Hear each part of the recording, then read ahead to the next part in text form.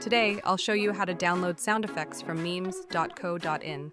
First, open Google and search for memes.co.in. Now, click on the official memes.co.in website from the search results. Once the site opens, scroll through the page and go to the sound effects section.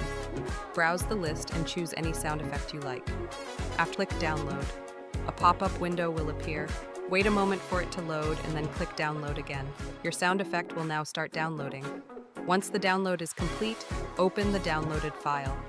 As you can see, the sound effect plays successfully. You can also explore meme videos, viral GIFs, sound buttons, soundboards, and more. That's how easy it is to download sound effects from memes.co.in.